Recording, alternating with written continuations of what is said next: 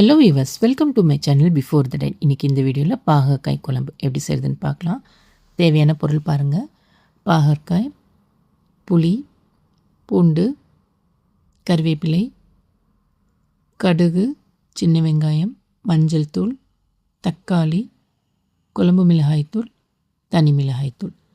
இந்த பொருள்லாம் வச்சு தான் நம்ம செய்ய போகிறோம். எப்படி செய்கிறதுன்னு பார்க்கலாம். ஸ்டவ் ஆன் பண்ணிக்கலாம். ஒரு பேன் வச்சுட்டு அந்த பேனில் தேவையான எண்ணெய் சேர்த்துக்கோங்க. அதாவது நம்ம கட் பண்ணி வச்சுருக்க பாகக்காயை இதில் நம்ம வதக்க போகிறோம். வதக்கிற அளவுக்கு தேவையான எண்ணெய் சேர்த்துக்கோங்க. எண்ணெய் சூடானதுக்கப்புறம் நம்ம சின்ன சின்னதாக கட் பண்ணியிருக்க பாகக்காய் இதில் சேர்த்து நல்லா வதக்கி எடுத்துக்கலாம். பாகக்காய் இந்த எண்ணெயிலே நல்லா வதங்கி வெந்துடணும்.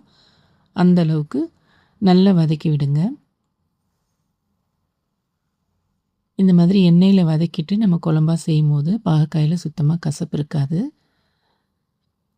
இப்போது பாகக்காயை வடிச்சிட்டு தனியாக எடுத்து வச்சுக்கலாம். வேறொரு கடாயில் நல்லெண்ணெய் சேர்த்துக்கோங்க. நல்லெண்ணெய் கொஞ்சம் கூடுதலாக சேர்த்துக்கோங்க.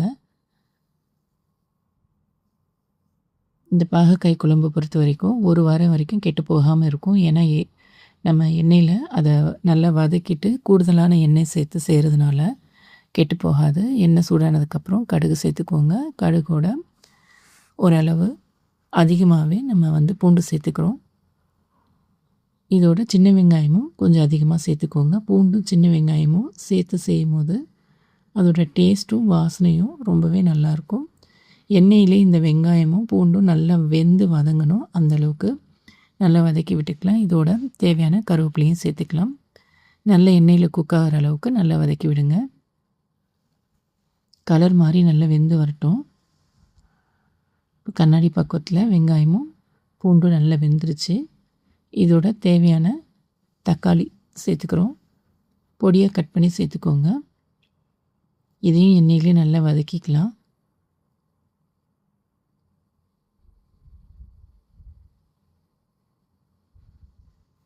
தேவையான உப்பு சேர்த்துக்கிறோம். உப்பு சேர்த்து வதக்கும் போது தக்காளி ரொம்ப சீக்கிரமாகவே வதங்கிடும். ஏற்கனவே தக்காளி நல்லா வதங்கிருச்சு. இதோட உப்பு சேர்க்கும் போது சீக்கிரமாக வதங்கிடும். இதோட நம்ம வதக்கி வச்சுருக்க பாகக்காயை சேர்த்துக்கிறோம். பாகக்காய் ஏற்கனவே எண்ணெயிலே நல்லா குக் ஆகிடுச்சு. ஸோ அது இதில் சேர்த்து நல்லா கலந்துக்கலாம். நல்லா வெங்காயம் தக்காளியோட மிக்ஸ் பண்ணுற அளவுக்கு நல்லா மிக்ஸ் பண்ணி விடுங்க. இதுக்கு தேவையான கொஞ்சமாக மஞ்சள் தூள் சேர்த்துக்கலாம். கொஞ்சமாக மிளகாய் தூள் சேர்த்துக்கலாம். இந்த மஞ்சள் தூளும் மிளகாய் தூளும் எண்ணெயில் நல்லா மிக்ஸ் ஆகி கலர் நல்லா மாறி வரும்போது இதுக்கு தேவையான குழம்பு மிளகாய் தூள் நம்ம சேர்த்துக்க போகிறோம். எண்ணெய் கூடுதலாக இருக்கிறதுனால இதோட டேஸ்ட் ரொம்பவே நல்லாயிருக்கும். ஒரு வாரம் ஆனாலும் கெட்டு போகாது. குழம்பு மிளகாய் தூள் சேர்த்து நல்லா வதக்கி விடுங்க. வதக்கி விட்டுட்டு இப்போது இதுக்கு தேவையான புளி கரைசல் சேர்த்துக்கலாம். புளி கரைசல் சேர்த்து நல்லா கொதிக்க விடுங்க.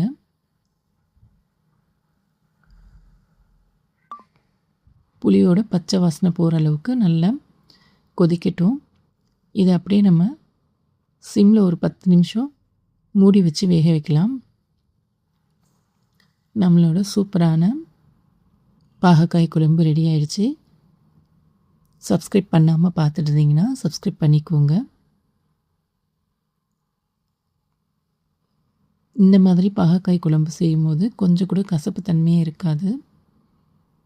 சூப்பராக ரெடி ஆயிடுச்சு நம்மளோட பாகக்காய் குழம்பு. Okay viewers, don't forget to subscribe. Thank you.